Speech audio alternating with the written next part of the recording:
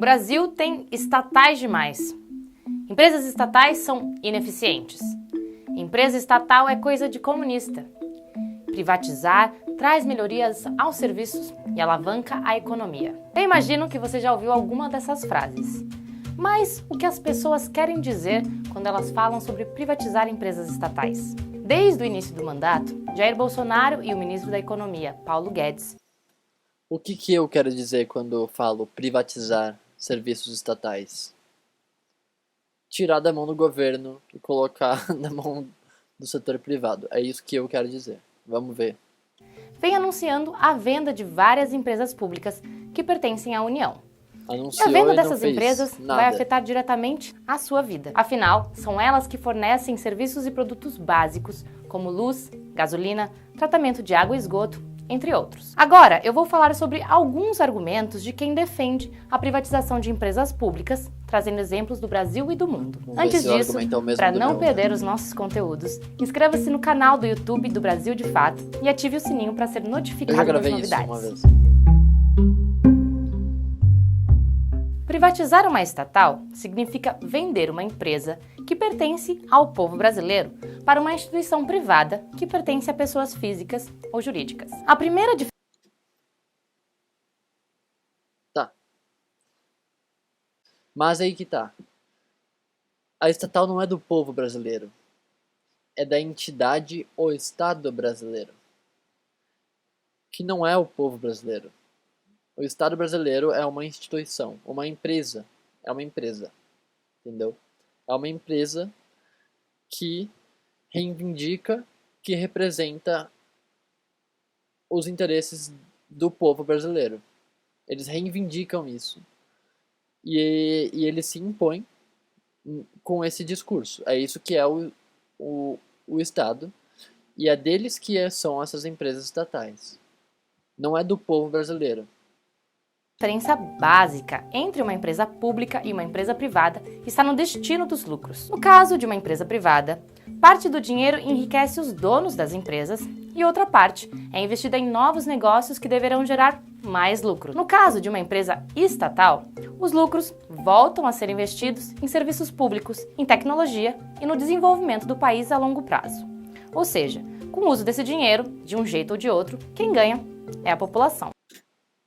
Calma, aí que tá, ó. Nos dois, aqui, ela coloca o carinha aqui, ó. O carinha, que é o capitalista. O cara com o pé no dinheiro. O lucro vai pro dono do negócio e parte do investimento também, parte dos lucros vão também para investimentos que vão gerar mais lucros. E é esse o argumento que ela faz da instituição privada, para onde que vai o lucro privado. E aí quando vem para o Estado, ela vai direto para os serviços, para a saúde, para o petróleo, para a educação. Cadê o carinha aqui, o político, que também recebe dinheiro? O dinheiro ele não vai direto para esses setores. Ele vai para o político. E o político decide para onde que vai. Entendeu? E da mesma forma é aqui. Ela, convenientemente, ela não fala direito como que é. Aqui ela põe a imagem de um cara, o capitalista, e morre aí para onde que vai o investimento. Da mesma forma que o dinheiro vai para esse cara, ele vai pegar esse dinheiro, ele vai consumir, ele vai investir. Então esse dinheiro ele vai para as outras áreas também. Mas ela não menciona. Agora, quando é sobre a empresa pública, ela nem menciona que o dinheiro passa por um político e vai direto para serviços bons. E ela ainda fala, ó, vou colocar o vídeo. Vou colocar o trecho de novo aqui, ó. Uma empresa pública e uma empresa privada está no destino dos lucros. No caso de uma empresa privada, parte do dinheiro enriquece os donos das empresas e outra parte é investida em novos negócios que deverão gerar mais lucro. No caso de uma empresa estatal, os lucros voltam a ser investidos em serviços públicos, em tecnologia e no desenvolvimento do país a longo prazo. Ou seja, com o uso desse dinheiro, de um jeito ou de outro, quem ganha é a população. De um jeito ou de outro, quem ganha é a população. Da mesma forma é a empresa privada. De um jeito ou de outro, quem ganha a parte do lucro que o dono da empresa gera é a população também, porque ele não pega o dinheiro ele não come dinheiro, ele não vive com o dinheiro, tipo, ele consome, o dinheiro ele vai comprar das pessoas, as pessoas vão trabalhar e vão pegar a parte daquele lucro que o empresário está coletando. Então, tipo, é um pensamento que raso, sabe? Tipo, é aquele, você pensa assim rápido, não para nenhum momento para se questionar. E não faz sentido nenhum. A segunda diferença entre elas Até aqui não tem argumento nenhum. é em relação ao interesse que guia essas empresas. O lucro obtido pela Petrobras, por exemplo, permite que o governo invista boa parte desses recursos em saúde e em educação. Já o monopólio público na extração do petróleo possibilita que o Estado controle a flutuação dos preços da gasolina e não precise importar combustível ou derivados sob preços mais altos. Isso reduz o custo do diesel e afeta no preço da mercadoria que você compra no mercado, por exemplo. Por outro lado, o maior interesse dos acionistas privados é o de enriquecimento. E por isso, muitas vezes, o que pode ser bom para os negócios nem sempre traz benefício às pessoas. Ela falou sobre o interesse. Ela começou esse trecho aqui, ela ia falar sobre o interesse que guia a empresa. O interesse que guia a empresa privada e o interesse que guia a empresa estatal. Ela falou sobre o interesse que guia a empresa privada, que é o lucro, mas ela não falou sobre o interesse que guia a empresa estatal. Ela simplesmente falou o que se faz com o lucro dessa empresa, tipo, as aplicações. Ela tá ainda no argumento anterior. Ó, vamos ver. As empresas. O lucro obtido pela Petrobras, por exemplo, permite que o governo invista boa parte desses recursos em saúde e em educação. O lucro obtido permite que seja investido. Ela está ainda no destino dos lucros, que era o ponto anterior. Ou seja, ela não está falando sobre o que ela está se propondo a falar aqui. O monopólio público na extração do petróleo possibilita que o Estado controle a flutuação dos preços da gasolina e não precise importar combustível ou derivados sob preços mais altos. Isso reduz o custo do diesel e afeta no preço da mercadoria que você compra no mercado, por exemplo. Por outro lado, o maior interesse dos acionistas privados é o de enriquecimento. E por isso, muitas vezes, o que pode ser bom para os negócios nem sempre traz benefício às pessoas. Mas, Pamela, as empresas públicas. O que é bom para o negócio privado nem sempre é bom para as pessoas. Que pessoas? Para o público brasileiro, para o povo brasileiro?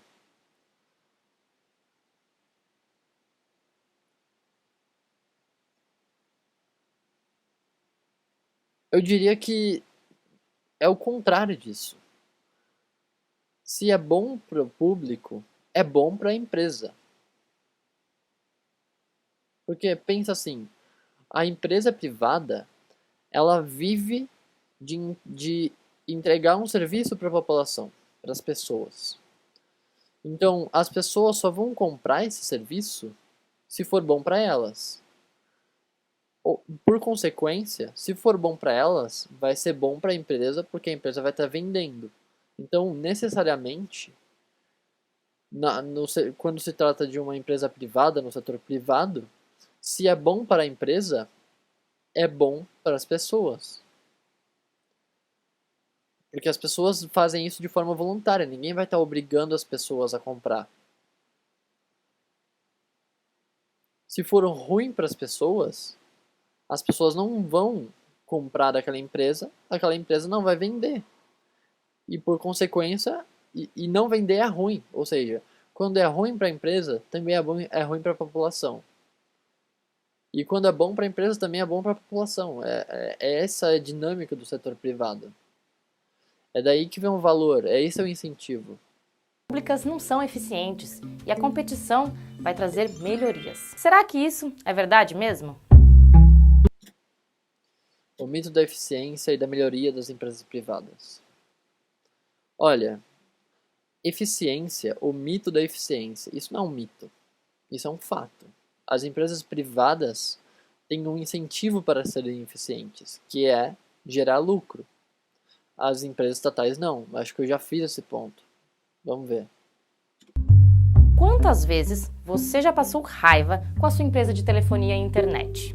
Somente em 2018, a Anatel registrou 2.900.000 reclamações contra as operadoras telefônicas. E por que eu estou falando isso? Para entender o mau funcionamento das telecomunicações, é preciso voltar a 1998. Naquele ano, o então presidente Fernando Henrique Cardoso também iniciou um audacioso projeto de privatizações, assim como esse de Bolsonaro. Na época, as 12 empresas estatais que compunham a Telebrás foram vendidas por 19 bilhões de reais. O valor parece alto, mas naquele ano, a Telebrás rendeu mais lucro do que a Coca-Cola. E se continuasse pública, é provável que, pelo tanto que nós usamos o telefone hoje, a empresa rendesse muito dinheiro aos cofres públicos. Outro exemplo, a privatização do setor elétrico, que levou o país à crise do apagão em 2001. Tá, ela não falou sobre eficiência na questão de telefonia. Eu vou desconsiderar o que ela falou até agora. É essa venda, há anos atrás, que faz com que a gente pague preços altíssimos na conta de luz hoje em dia. Entretanto, o caso mais emblemático é o da mineradora. Tá, ela tá falando que ter privatizado aumentou o custo da produção de energia ou aumentou o custo que a população paga pela energia. Vale do Rio Doce, vendida em 1997. Até então, ela era uma das estatais brasileiras mais lucrativas e foi vendida por 3 bilhões e 300 milhões de reais. Praticamente a preço de banana, já que somente as suas reservas eram calculadas em mais de 100 bilhões de reais. Hoje a Vale é responsável pelo assassinato de pelo menos 248 pessoas pelo rompimento da barragem do Feijão em Brumadinho e por outros 19 mortos pelo rompimento da barragem do Fundão em Mariana.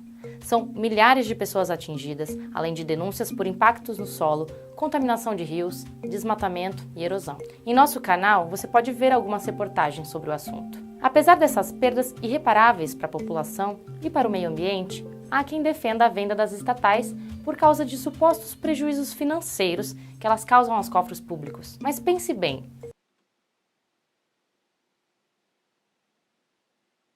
Ela tá falando sobre eficiência ainda, né? Você compraria um produto que só fosse te dar prejuízos? Eu não. Será que as empresas privadas comprariam algum ativo público se não vissem neles uma oportunidade de aumentar as suas taxas de lucro? Em 2016, apenas as estatais federais... Cancela o que eu falei, ela falou privadas. Mas as estatais, elas comprariam uma coisa que dá prejuízo, sim. Elas fazem isso. E as empresas privadas que compram, acho que é esse o argumento que ela vai fazer agora, que compram as empresas estatais, é porque elas veem um valor, elas acham que elas vão lucrar com isso, sim. Federais somavam cerca de 500 bilhões de reais em patrimônio. Somente em 2018, os lucros das empresas públicas alvos da privatização, como a Eletrobras e a Petrobras, cresceram 132%. No ano passado, o valor do lucro das principais empresas federais foi de 74 bilhões de reais. E se a gente pegar um período mais longo, veremos que o potencial lucrativo das empresas estatais é enorme. Entre 2002 e 2016, as empresas públicas federais renderam um total de 200 bilhões e 800 milhões de reais aos cofres públicos. Pensando nisso, faz sentido que o setor privado esteja muito interessado em comprar essas estatais, não é? Sim, faz sentido. O setor privado, são pessoas querendo ganhar dinheiro. E o que acontece o governo ele fecha certos mercados, que é o mercado de energia, de abastecimento de água, de esgoto, ele fecha esse mercado e só ele pode fornecer esse serviço ou concessões que ele faz, essa empresa aqui pode fazer isso, que é uma concessão estatal, e é isso que acontece. As empresas privadas, elas sim veem um valor nisso, e acho que o argumento que ela quer fazer é de que o Estado ele tem um potencial de ganhar dinheiro com isso e isso é evidenciado pelas empresas privadas que querem participar. Então, acho que sim. Não quer dizer que o Estado vai ser bem sucedido nesse lucro e não quer dizer nem que... O que quer dizer o Estado ele pode lucrar. Agora, será que isso aí é melhor para a população? Será que o Estado lucrando em vez de uma empresa privada, é melhor para a população? Aí que tá. Na verdade, se engana quem pensa que empresa estatal é coisa ultrapassada ou de comunista. Você sabia, por exemplo, que a Volkswagen é uma empresa estatal controlada pelo governo alemão? E que a Peugeot e a Renault são outras conhecidas como participação do Estado francês?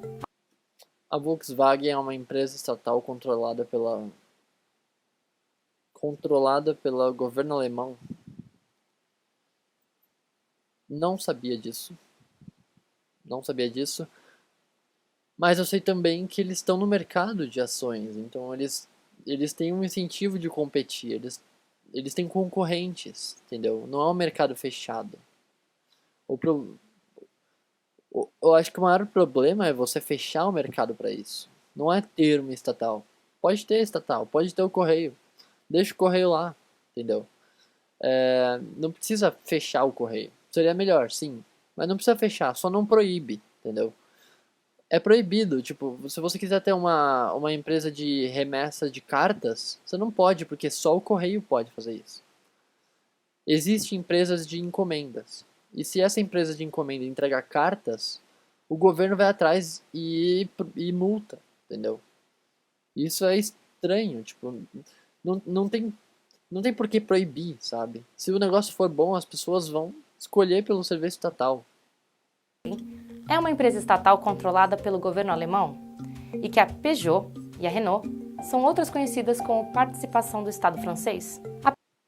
E a Volkswagen, que esteve envolvida em diversos escândalos, que eles colocaram um chip no carro para que o carro detectava lá nos Estados Unidos quando ele estava sendo avaliado pelo centro de avaliação lá de poluentes. Então o carro detectava isso e mudava a forma como ele combustionava o combustível só para ficar abaixo da linha de poluição lá.